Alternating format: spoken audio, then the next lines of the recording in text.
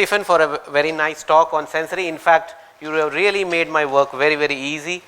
Now you have all the information on what does sensory issue look like, or what do we understand from sensory issues, what is a good perspective that we should have over it. Should we always consider it like a problem, or is it just a part of ourselves, or just a part of the autism individuals to be like that? Or is it that the sensory issues actually are there in each one of us, and we are maybe unnecessarily going about getting worried about them? All the multiple perspectives actually coexist. There's no one single perspective. When you say sensory is a part of your personality or part of the autism child's personality, it sometimes seems that, or maybe somebody holds up his hand and says, why should we treat it then? Let it be as wherever it is. And on the other side, when we say, okay, every sensory issue that a child has to be treated. If the child looks like this, it has to be treated. If a child does flapping, it has to be treated. Even that perspective doesn't hold true, because you, at some point of time, you would say that, like you all said, that when you sit in a lecture, you shake your leg. When you learn something, you rock yourself. When maybe I had one person who always used to do a signature with a hum. So he would do So the part of the sensory, part of the whole sensory perspective is that we all will have little bit of autism in all of us. So we can't say that it should not be treated. Neither we should say, let the child do whatever his little heart desires.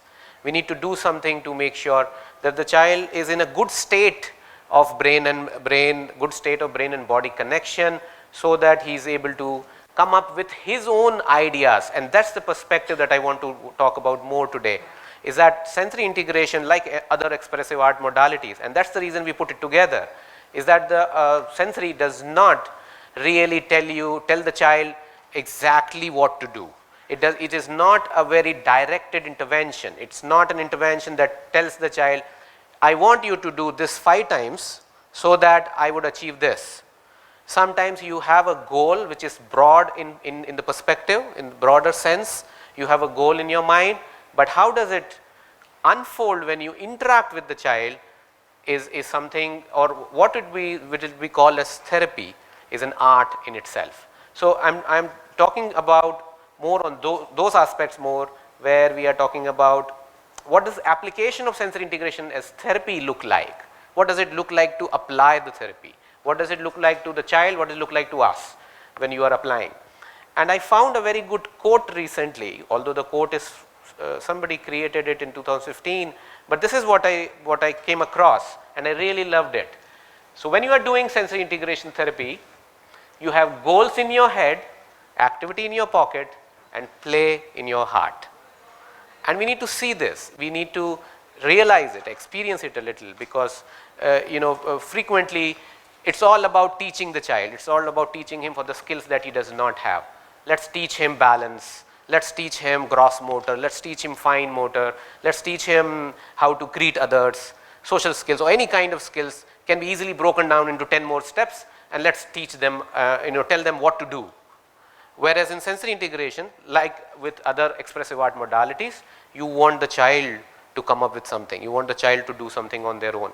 So, and to have that kind of a therapy where you are a clinical person in your mind, in your heart, in your head, you are a clinical person, you have some terminology in your head to deal with, and still when you apply with the child, it should look like you're playing with the child.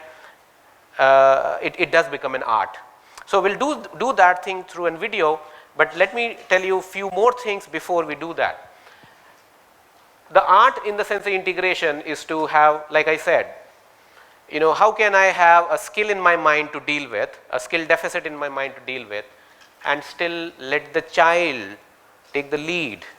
So whatever he wants to do, whatever he desires to do. So he desires to do this or this maybe. But that's not what we are calling as sensory integration therapy, and then we'll do it. But essentially, these two things have to go together. The clinical goal in your mind and the child's engagement and playful engagement. Broader SI handling. I call it the SI handling. There's no such term in the books, but I call it sensory integration handling. And SI handling basically talks about how can you engage the child with yourself. It's not about teaching the child, it's engaging the child. And we'll have a look at it. How can you connect with the child? You form a bond, you form a kind of relationship, the same that Stephen has been talking about in morning and will probably talk about in all the other art-based and expressive art modalities. Self-directedness, where the child, like I said, takes the lead. The child has to come up with some idea.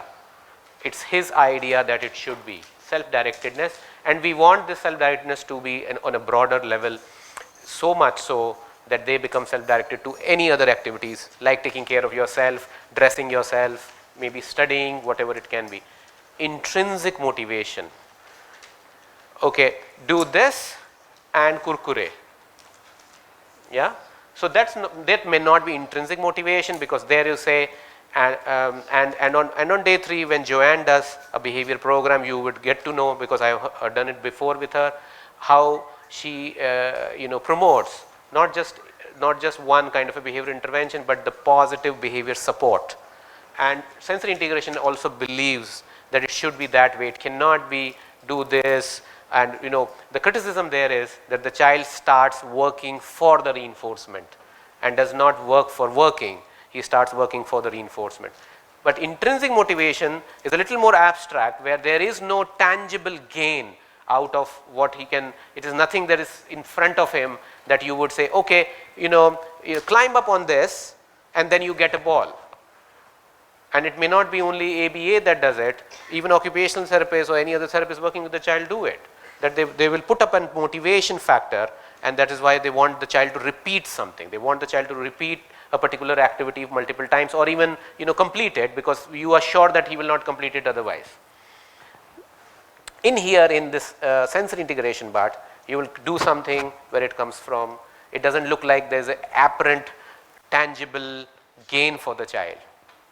Child-centered, child takes the lead, child has the control. And again tricky, and again art, how would you make sure that these principles or these philosophies are taken care even when you are trying to achieve something out from the child, that you are trying to do something specific that you want as an outcome. How would you make that the child takes the lead? Okay, you do it. Okay, how will you do it? It's more like learning from them, and what we are doing today in the adult panel is again same at a very larger level. Tell us, what do you want to do? But let's do it at the sensory integration. And child has the control, how much he wants to do it, when does he want to stop, when does he want to continue, is all with the child. And the therapist's role would be to create certain opportunities for engagement, certain environments, and that is why you always see that the sensory integration environment is very fancy when you look at it, very colorful, lot of things around, a lot of mechanical things. Swings looks like the entire park outside of your society has come into the room. And initially when I started practicing some 15-18 years back, I always did not believe myself whether this is going to work, because my parent who will come to me, would he not think, you are playing with the child, how are you going to treat him, how are you going to make him better if you are just simply playing with him on a swing? The basic level of any play could be that you put a child on a swing and the child is swinging, and that's how you gain something.